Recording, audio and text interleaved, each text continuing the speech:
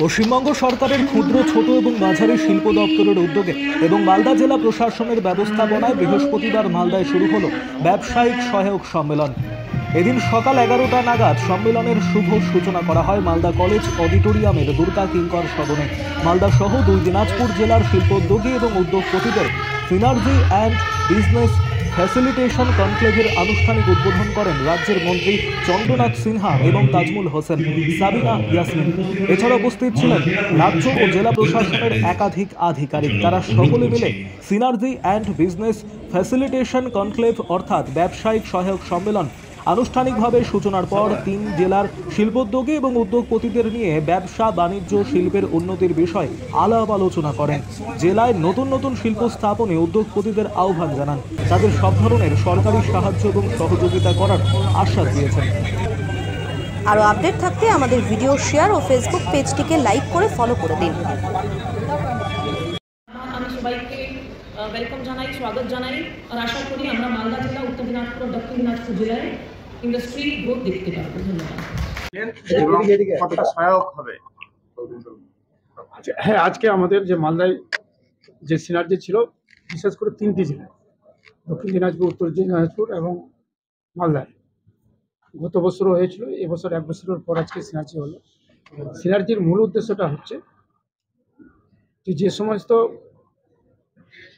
যারা যে শিল্প করতে, যারা যে উদ্যোগপতি, তাদের যেন কোনো রকম বাধাবিঘ্ন না হয়। আমাদের মানবিক মুখ্যমন্ত্রী 2013 সাল থেকে এই সিনার্জি নামক একটা সম্মেলন তিনি করেছিলেন। এটার মূল উদ্দেশ্য হচ্ছে কি, সিনার্জি যে সমস্ত উদ্যোগপতিরা যাদের কোনো রকম বাধাবিঘ্ন যদি থাকে, যেমন যে জমির কোনো ঝামেলা আছে, যদি শিল্প করতে হয় তো জমি তো লাগবে, জমিতে কোনো ঝামেলা থাকে, ব্যাংকের কোনো ঋণ যদি হয়, ঋণ নিতে কোনো রকম অসুবিধা হয়, সেই সমস্ত অনেক রকম অসুবিধা আছে। সেই সমস্ত উদ্যোগকে নিয়ে আজকে এই সিনার্জিটা হলো। এবং বিশেষ করে ক্ষুদ্র ছোট মাঝারি যে আমাদের পশ্চিমবঙ্গের যে আমাদের আছে, ভারতবর্ষের মধ্যে সর্বশ্রেষ্ঠ জায়গায় চলে গেছে। আর আমাদের মানবিক মুখ্যমন্ত্রীকে গিয়ে, আমাদের মানবিক মুখ্যমন্ত্রীর উদ্যোগকে আমরা সাধুবাদ জানাচ্ছি। বিশেষ করে যে সমস্ত উদ্যোগপতিরা আজকে সারা পশ্চিমবঙ্গব্যাপী যে হিসাবে আজকে দেখতে পাচ্ছেন, আমাদের হরিশ্চন্দ্রপুরে যে মাখনা থেকে শুরু করে, আর বিশেষ করে মালদা জেলায় আম থেকে শুরু করে যে সমস্ত যে এত সুন্দর সুন্দর যে সমস্ত ইগুলো আছে, এই সমস্ত নিয়ে আজকে আমাদের এই শিল্পর দিকে মানুষ এগিয়ে যাচ্ছে।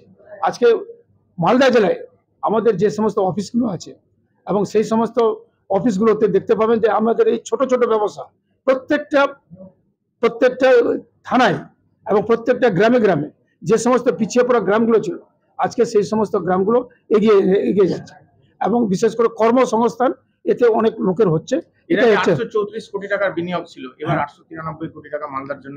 এটাতে আমাদের MIC সাহেব বললেন, আমি বিস্তারিতভাবে তিনি বলেছেন। আমি এটুকুই জানি যে আমাদের ভারতবর্ষের মধ্যে ক্ষুদ্র ছোট মাঝারি যে আছে বস্ত্র বিভাগ, আমাদের ভারতবর্ষের মধ্যে 1 নম্বর জায়গায় পৌঁছে গেছে। ঠিক আছে।